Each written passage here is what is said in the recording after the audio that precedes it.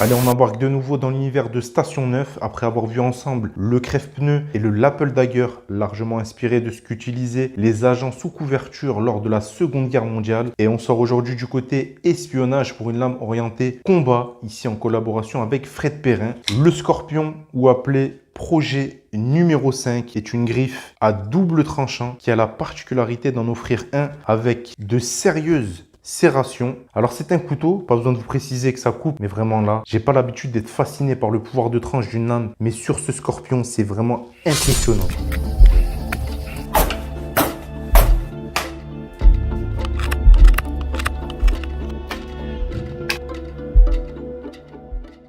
On est donc sur une lame fixe en plate semelle de 16,6 cm avec un premier tranchant actif d'environ 8,2 cm et le second avec les dents de 6 cm. 3 mm d'épaisseur et seulement 85 grammes sur la balance, donc très léger pour un fixe de cette taille. On est sur l'excellent acier VG10 créé par le métallurgiste Takefu, très prisé au Japon. Cet acier permet d'offrir un très bon tranchant endurant, facile à affûter et résistant à la corrosion. Il est donc extrêmement polyvalent et pour le coup je suis très content de retrouver cet acier qui est une valeur sûre sur la gamme Station 9. Finition stonewash sombre, évitant les reflets sur la lame, offrant plus de discrétion au besoin. Comme dit précédemment, les tranchants sont vraiment fous. Je pense que l'émouture, l'acier et la précision de l'affûtage à réception, ils sont pour beaucoup. Les serrations, pour le coup, elles sont vraiment extrêmement efficaces, honnêtement. Rien n'y résiste. En EDC, l'idée est d'utiliser le tranchant simple pour les tâches quotidiennes, plus ou moins ingrates, et garder le contre-tranchant avec serration pour les situations hors normes, où une coupe rapide pourrait être vitale, comme par exemple se libérer d'une étreinte, se débarrasser d'un poids rapidement. Je pense que pas mal d'exemples vous viendront en tête. L'idée est également de pouvoir, en combat,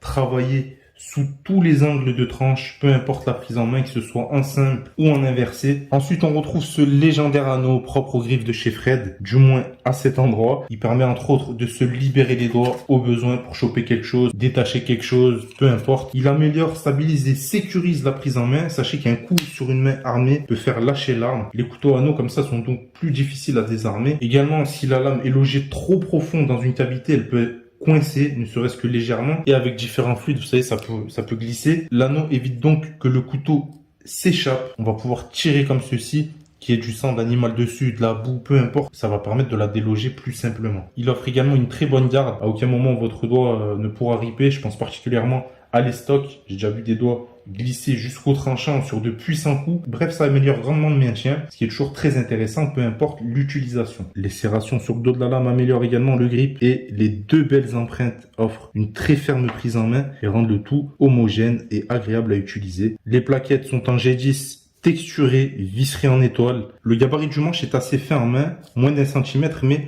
honnêtement, j'ai pas du tout trouvé ça gênant. C'est pas quelque chose de remarquable en fait sur cette lame. Donc pour les gens qui me posaient la question, il n'y a aucun souci dû au gabarit assez fin du manche. Les deux prises en main sont stables, en prise marteau ou en reverse, avec le doigt dans l'anneau ou non. Alors bien sûr, le doigt dans l'anneau, il y a pas mal d'intérêt, mais pour le flip, c'est pas ce qu'il y a de plus pratique, mais avec de l'entraînement, il n'y a aucun souci, on peut y arriver aussi très bien. Quoi qu'il en soit, il y a un bon équilibre, pas de souci pour flipper avec. L'architecture du Scorpion, notamment avec son type de lame persane et le manche courbé, en fait un outil de combat rapproché redoutable selon moi, qui excelle autant dans les stocks que sur de la tranche. Au niveau du port, on a un étui Kydex efficace. J'aime beaucoup le fait que le logo Station 9 soit estampillé sur tous leurs étuis. C'est un petit détail esthétique qui fait plaisir pour le coup. L'objectif est ici de le porter en statique, que ce soit en pelvien ou dans une poche. Il suffit juste d'y fixer une cordelette et d'y faire un nœud coulissant comme vous pouvez le voir sur la démo vidéo.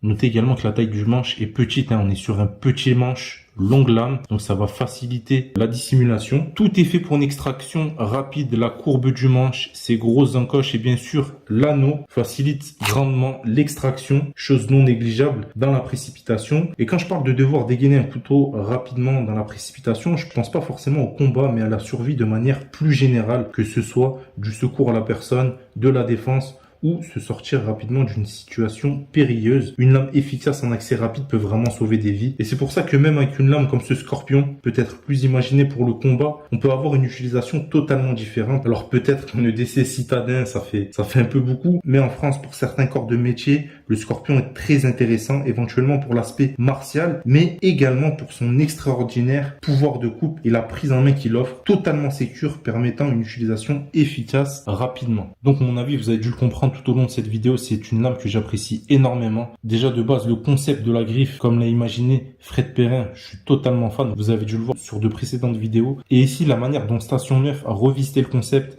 c'est totalement bluffant. J'aime beaucoup. C'est un modèle à prendre en main. J'admire vraiment le travail qu'ils ont fait pour le coup. J'ai vu qu'il y a vraiment pas mal de monde qui se sont laissés tenter. Ça fait plaisir. Je pense vous avoir tout dit sur ce projet numéro 5 de chez Station 9, que vous pouvez d'ailleurs retrouver sur Instagram. N'hésitez pas à rentrer en contact avec eux si vous avez des questions. Normalement, ils seront également présents sur le SICAC 2022. J'espère sincèrement pouvoir m'y rendre également. Sinon, dans une prochaine vidéo, je vous parlerai du Partisan que je suis en train de bien faire morfler pour vous faire une belle revue. C'était Boris pour la chaîne Civis Protocol. À plus, ciao.